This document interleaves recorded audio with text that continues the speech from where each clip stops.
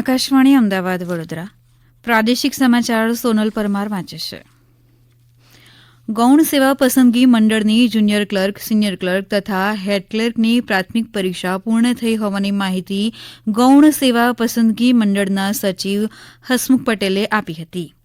શ્રી પટેલે જણાવ્યું કે 71 શિફ્ટમાં 19 દિવસ દરમિયાન આ પ્રાથમિક પરીક્ષા લેવામાં આવી હતી અને હવે ગ્રુપ એ અને બીની મુખ્ય પરીક્ષા લેવામાં આવશે. શ્રી પટેલે જણાવ્યું કે અંદાજિત 30 જૂનની આસપાસ પ્રાથમિક પરીક્ષાનું પરિણામ જાહેર કરવામાં આવશે. વિવિધ 21 કેડરની ભરતી માટેની આ પ્રાથમિક પરીક્ષા પૂર્ણ થઈ છે. જુલાઈમાં મેરિટ જાહેર કરવામાં આવશે, જ્યારે ગ્રુપ બીની પરીક્ષા સપ્ટેમ્બરમાં યોજવાનું આયોજન છે. ગ્રુપ એ અને બીનો અભ્યાસક્રમ વેબસાઇટ પર અપલોડ કરવામાં આવ્યો છે. રાજ્યમાં કપાસ પાકના આગોતરા વાવેતર માટે ખેતી નિયામકની કચેરીએ માર્ગદર્શિકા જાહેર કરી છે. આ માર્ગદર્શિકા મુજબ ખેડૂતોએ બિયારણની ખરીદી માત્ર અધિકૃત લાયસન્સ કે પરવાનો ધરાવતી સહકારી મંડળીઓ, સરકારી સંસ્થાઓ અથવા ખાનગી વિક્રેતા પાસેથી જ કરવાનો આગ્રહ રાખવો જોઈએ. કોઈપણ પરિસ્થિતિમાં લાયસન્સ કે પરવાનો ન ધરાવતી વ્યક્તિ, પેઢી કે ફેરિયાઓ પાસેથી ક્યારેય બિયારણની ખરીદી ન કરવી. વધુમાં જણાવ્યા અનુસાર રાજ્યમાં કપાસ પાકના વાવેતર માટે જરૂરી બીટી કપાસના બિયારણોનો અને રાસાયણિક ખાતરોનો જથ્થો પૂરતા પ્રમાણમાં ઉપલબ્ધ છે. ખેડૂતોએ કપાસની એક જ જાતનું વાવેતર ન કરતા બજારમાં ઉપલબ્ધ વિવિધ જાતોનું વાવેતર કરવું, જેથી સંભવિત જોખમ નિવારી શકાય. અત્રે ઉલ્લેખનીય છે કે હવામાન વિભાગની આગાહી મુજબ રાજ્યમાં સંભવિત 19મી જૂને ચોમાસું શરૂ થઈ શકે છે, જેને લઈ આ માર્ગદર્શિકા જાહેર કરવામાં આવી છે.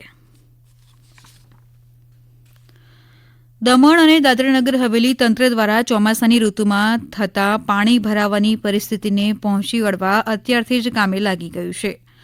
તંત્ર દ્વારા વિવિધ સ્તરે ટીમ બનાવવામાં આવી છે. ચોમાસામાં આપાતકાલીન સ્થિતિના નિવારણ માટે આ ટીમ સજ્જ રહેશે. તંત્ર દ્વારા મુશ્કેલીના સમય માટે અધિકારીઓના નામ અને સંપર્ક નંબર પણ જાહેર કરવામાં આવ્યા છે. ગાંધીનગરમાં માહિતી નિયામકની કચેરી ખાતે કર્મયોગીઓ દ્વારા આજે આતંકવાદ વિરોધી દિવસ નિમિત્તે આતંકવાદી પ્રવૃત્તિઓનો વિરોધ કરવાના શપથ લેવાયા હતા. આજે સવારે ગાંધીનગર ખાતે માહિતી નિયામકની કચેરીમાં માહિતી નિયામક KL બચાણીની ઉપસ્થિતિમાં કર્મયોગીઓ દ્વારા દેશમાં આતંકવાદી પ્રવૃત્તિઓનો વિરોધ તેમજ કોઈપણ પ્રકારની હિંસાથી દૂર રહેવાના સામૂહિક રીતે શપથ લેવામાં આવ્યા હતા. દાદરાનગર હવેલીમાં રસ્તાઓની બિસ્માર હાલતને જોતા અહીંના સાંસદ કલા ડેલકરે કલેક્ટરને પત્ર લખી રસ્તાઓના સમારકામ કરાવવાની માંગ કરી છે. સાંસદે પત્રમાં આગામી ચોમાસાની સ્થિતિને જોતા ખરાબ રસ્તાઓના કારણે લોકોને પડતી હાલાકીને ધ્યાને લેતા વરસાદ પૂર્વે ખાડા પૂરી દેવાય અને સમારકામ થાય એ માટે માંગ કરી છે. મોરબી નગરપાલિકા વિસ્તારમાં સમાવિષ્ટ તમામ વિસ્તારમાં વધુમાં વધુ 36 કલાકના સમયાંતરે પાણી મળી રહે તે માટે વહીવટીતંત્ર કટિબદ્ધ છે, જેની મોરબીની જાહેર જનતાએ નોંધ લેવા તથા પાણીનો કરકસરયુક્ત ઉપયોગ કરવા ઇન્ચાર્જ નિવાસી અધિક કલેક્ટર સંદીપકુમાર વર્માની યાદીમાં જણાવવામાં આવ્યું છે.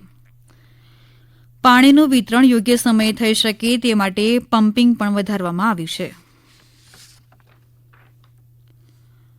ભારતીય રેલવેના લોકો પાયલટે સાવરકુંડલા ગાધગડા સેક્શન વચ્ચે રેલવે ટ્રેકની બાજુમાં સિંહને જોતા ઇમરજન્સી બ્રેક લગાવી ટ્રેનને રોકી સિંહનો જીવ બચાવ્યો હતો.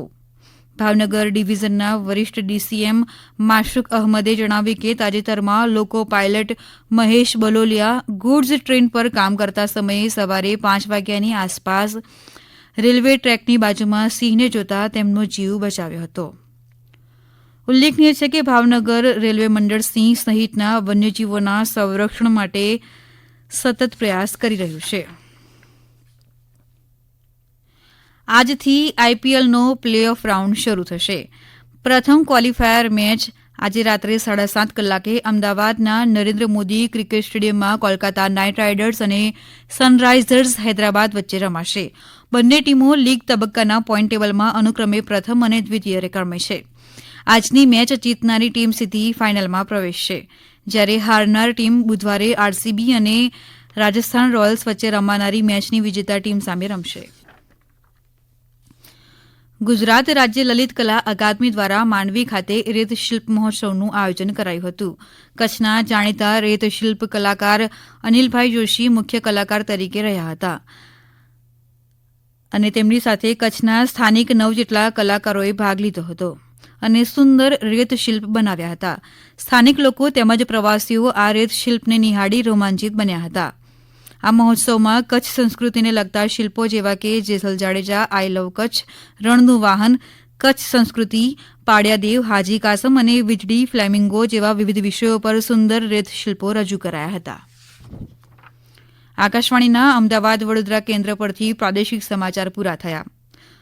આ સમાચાર આપ અમારી YouTube channel AIR news Gujarat પર પણ સાંભળી શકશો. વધુ સમાચાર માટે આપ અમારા ટ્વિટર હેન્ડલ AIR news_ABAD ને ફોલો કરી શકશો.